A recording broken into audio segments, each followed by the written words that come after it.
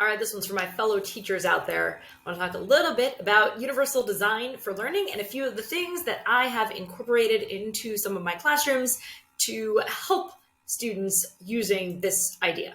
So first of all, what is universal design for learning? And honestly, you could go to a multi-day workshop on this, and I actually recommend it. They're really fantastic.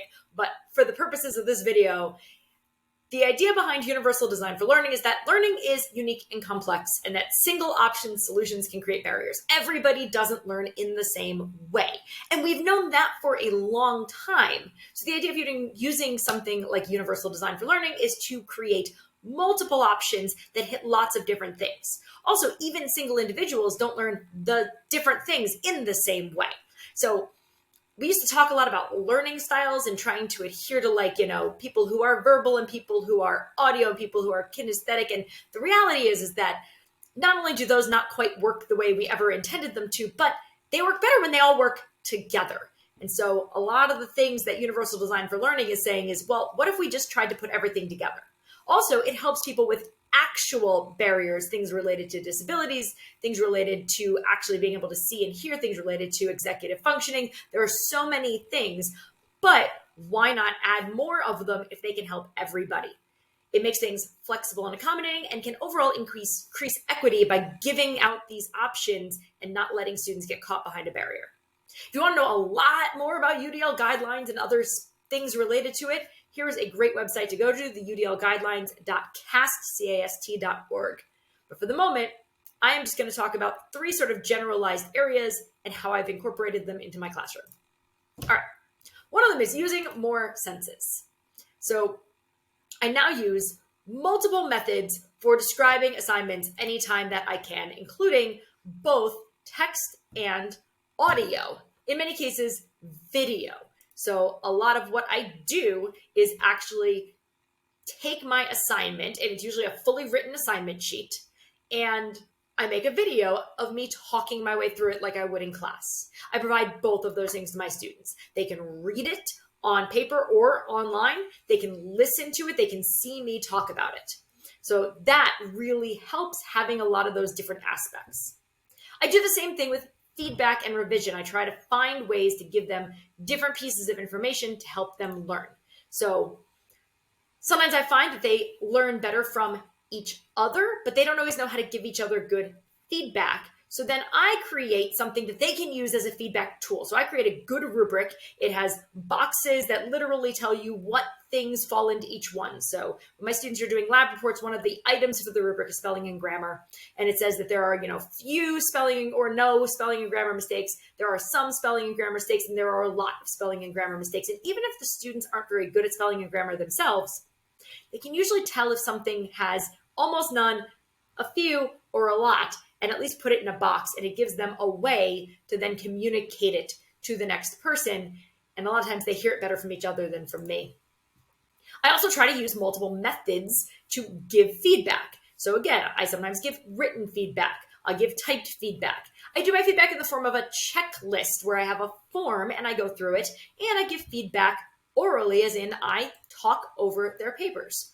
I've made Google Forms that have a lot of my rubrics in them, and then I can click off the different boxes as I go. It also, at the end, creates a nice little spreadsheet where I can actually take all that information, copy, paste it into the feedback online for them. And then I do video feedback. So I speak over their paper. I put it up in front of them. I look at it. I follow it with my mouse, and I say, oh, this thing here, and maybe I would do this there. And that really helps the students get the sense of what I'm actually looking for, rather than me trying to put it into some kind of direct words. And they can see where I'm referencing as I go. Sometimes I use comments in Google Docs where it lets you actually change things. Sometimes I use the sort of do revisions version of documents, because then they can see the revisions, but they have to go through and accept them to see how they're going. Lots of different methods can be used to give feedback, and that overlap with lots of different things. So if you follow any or all of these, you'll see that you've got something visual where they're looking at it, auditory where they're hearing it, and kinesthetic where maybe they are literally checking it off in some way. You can hit all of them in one spot. All right, classroom engagement. This is getting my students interested in the lesson and involved. My classes are very active learning. I don't do a lot of lecturing. Even when I do, I expect that they have read or seen something ahead of time and will be able to contribute to the conversation. So here's some of the things I do to make them contribute. First of all, I tend to give them what we're working on and give them time to look at it first. So if you want them to answer questions, they have to stop and think about the question. They can write down on their sheet. They can take a few minutes to look through their notes or to look something up so that they have a place to begin with. Many students need that extra time to have something in front of them. It also gives me a chance to walk around and see where people are. Are they writing something down, or are they very confused? And I can catch people right off the bat. I do a lot of small groups and pairs, and I do it in a couple of different ways. Sometimes I am relaxed, turn to the person next to you and share some thoughts. Sometimes I am, okay, this needs to be done in some kind of a group. I'm going to actually make groups out of you. And sometimes I do it without moving them. Sometimes I move them. I strongly recommend, if you're going to make groups that involve counting off, moving them around, that you have some kind of numbers handy in a physical form, because they do not keep track of their numbers very well. And it's easier to say, okay, I have all these ones on red cardstock. Everybody with a red 1 group over here, everyone with a yellow 2 group over there, and it works really nicely. You can do a lot of classroom engagement simply by surveying them between multiple options. You can have them, raise your hand for yes, raise your hand for this one. My personal favorite is also throwing in the raise your hand if you chose not to answer that question. Then at least it reminds them that they're there. You can hold something up. Sometimes I've done, and other people have successfully done, a version of a multicolored thing where you have a blue piece of paper and a red piece of paper, and you hold up the different ones for different things. Some teachers do a stoplight type of situation to find out where students are in the class. Green is, how are we doing right now? Green is, we're doing great, let's keep going. Yellow is, we're not 100% sure. And red is, oh no, go back over that subject. Digital devices can be great for surveys too. You can do a quick Kahoot or a quick poll anywhere and get a sense of where people are at. And then they can do that in their own spaces. Just make sure that whatever digital thing you're doing does not exclude students who don't have a digital connection at that time. So depending on how quick you need it to be, either having multiple options or being in a space where they definitely have the devices is important. I also very often will have students write instead of speak, and you'd be surprised at how many more interested in doing that. And many of them, I'll do it by writing on the board. So I'll set something up on the board. Maybe it is a fill in the blank. Maybe it is a matching. Maybe it's a table. And I'll have the students come up and write their stuff on there. That way, the ones who don't want to speak can write. And very often I will say, if you come up and you tell me what you're going to put up there, I will yes or no nod you so that the ones who feel very self-conscious will know ahead of time that they're ready to go. I love to do matching this way. I'll put my whole big matching up with the word bank, and I'll be like, okay, somebody come up and put at least one up that you feel good about. And as we go, we cross them out. And as we get to the end, there are less words and more students are willing to be like, well, there's only 3 left. I could take a chance on trying this. And I don't let people duplicate. And so that's a big part of it. It also kind of forces them to talk to each other while they're figuring it out. Because if one person knows 3 answers but can only write 1, then they have to work together. All right, my last set of examples is the idea of providing different examples. Students connect to things in all different ways, and you learn best when you connect something new to something you already know. And so having many possibilities opens up the chances that that is true.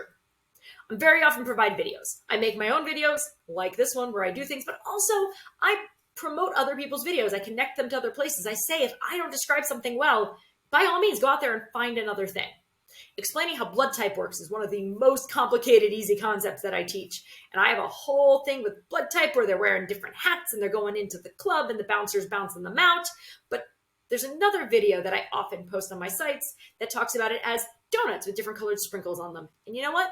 They're both great ways to work. Somebody's going to connect to one. Somebody's going to connect to another one. I ask students to make their own mnemonic devices so that they connect to them.